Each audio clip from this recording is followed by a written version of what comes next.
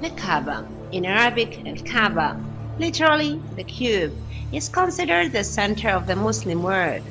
It is located inside the Grand Mosque, Masjid al-Haram, in Mecca.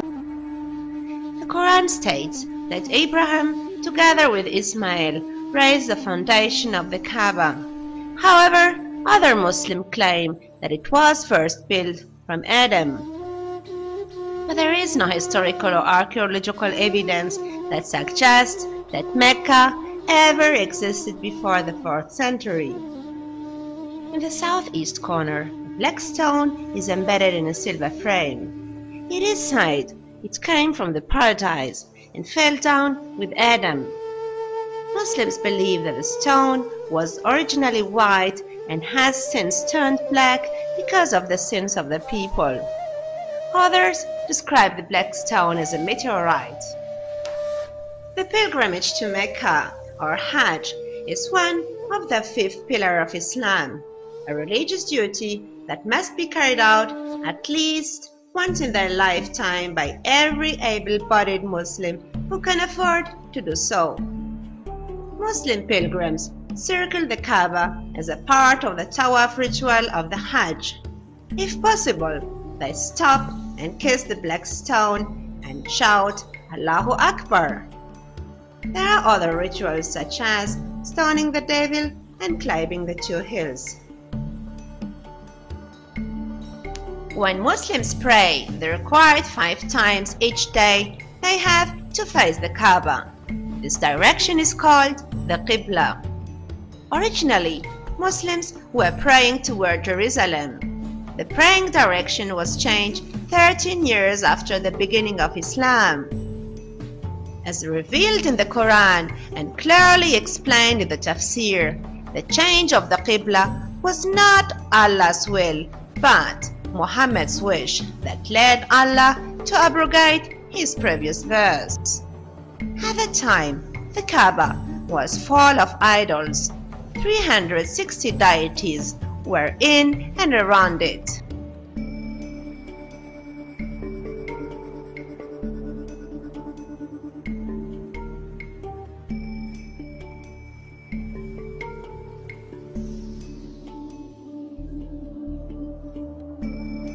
So, Muslims were praying to the pagan idols, and this during 7 years.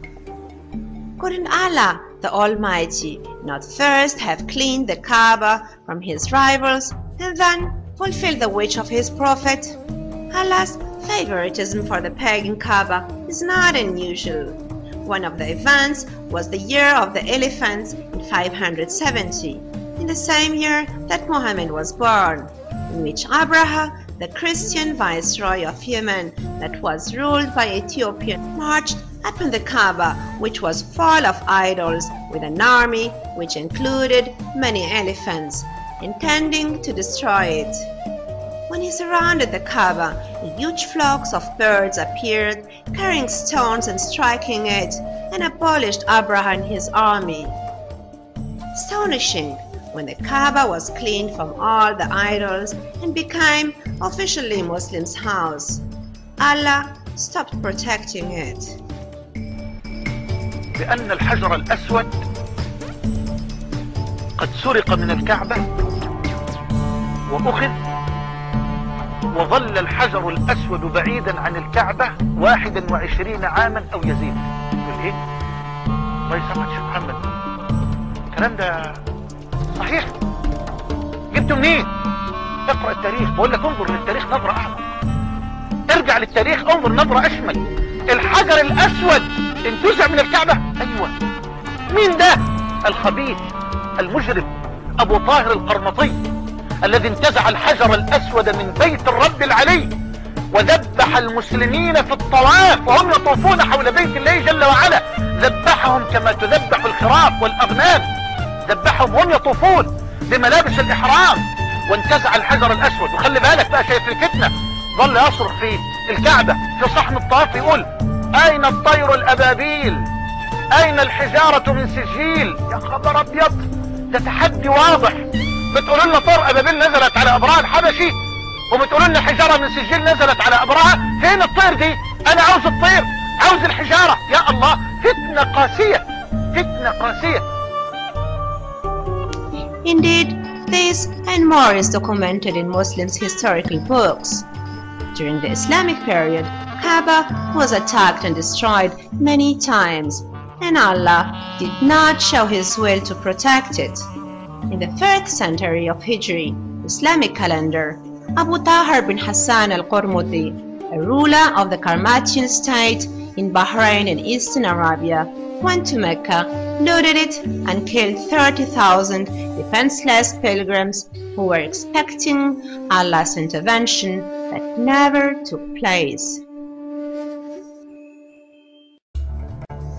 Al-Qurmuti buried the bodies of the Muslims in the holy Zamzam water, urinated in the Kaaba, stole the black stone, kept it during years outside Arabia, and broke it in many pieces, called and challenged Allah, asking Him to send the birds, and Allah was powerless to rescue at least the poor pilgrims who were trusting Him. A small part of the black stone, broken in 8 pieces, was brought back years later, and even this was damaged again in the last century. Muslim leaders themselves did not believe in Allah's intervention, nor they showed respect toward His house. During the power play between Mecca and Damascus, the Kaaba was destroyed and rebuilt and destroyed many times.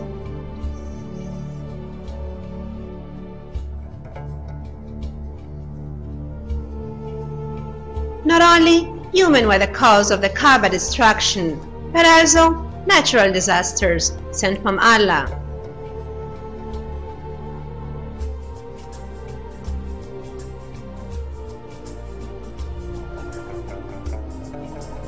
It is absurd to see that the aggressors and looters are Muslims. Otherwise, the world would have experienced much more problems. In addition to Kaaba's jeopardy and terror attacks, its visitors are also exposed to epidemics, accidents, and other problems.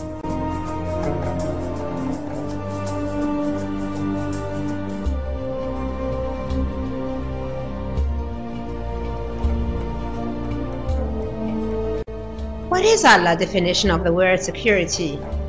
Again, other verses where Allah promises were not held and sent thousands of trustful pilgrims into death.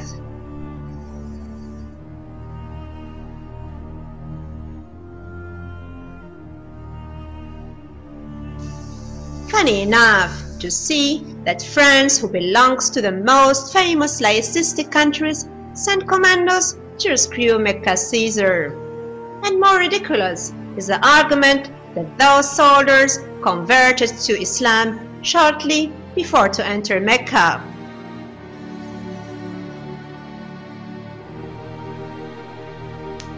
So we ask ourselves, how can Muslims still believe in this fairy tale? Elephants, birds, stones, which is factually full of contradictions, and if they find for each occurrence an excuse or an argument, there are still more doubts about this verse and other verses.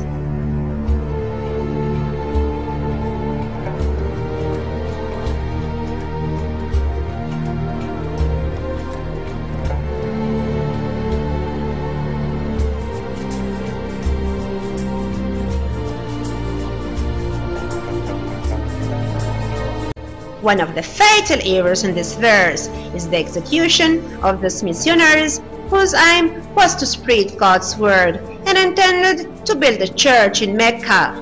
But Allah preferred to protect the pagans and their idols.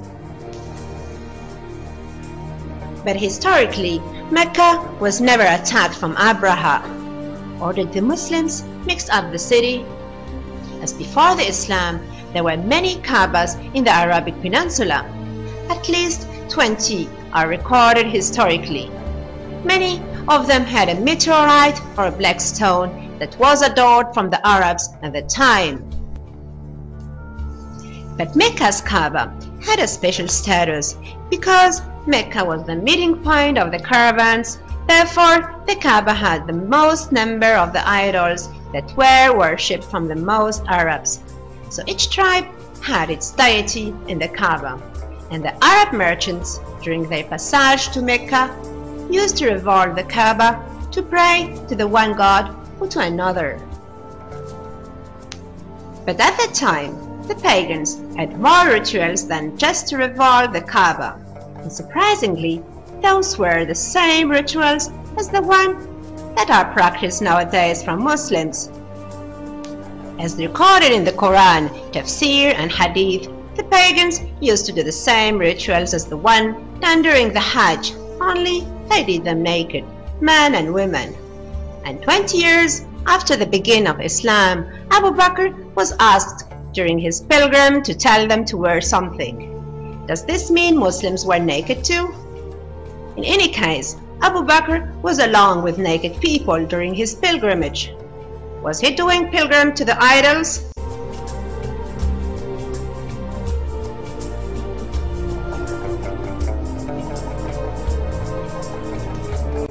Even the text from the Hajj prayer was the same as the one from the pagans. The only word changed was the name of Allah, instead of the one used in the past, like Hubal. And once they called the name of Allah, and Allah said He won't punish them.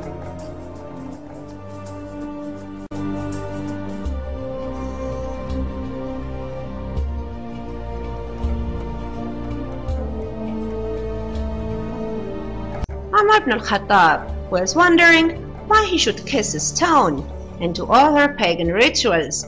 Because Muhammad did so, they accepted it without further explanations.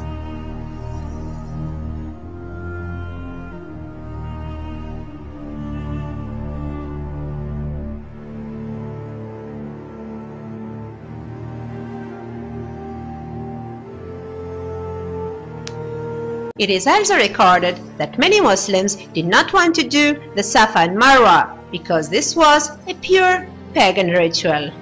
There were so many denials from the Muslims that Allah had to intervene and reveal a verse without explanation. Later, the original story of the lovers Isaf and Naila was changed with the one of Abraham's servant Hagar and their son Ismail.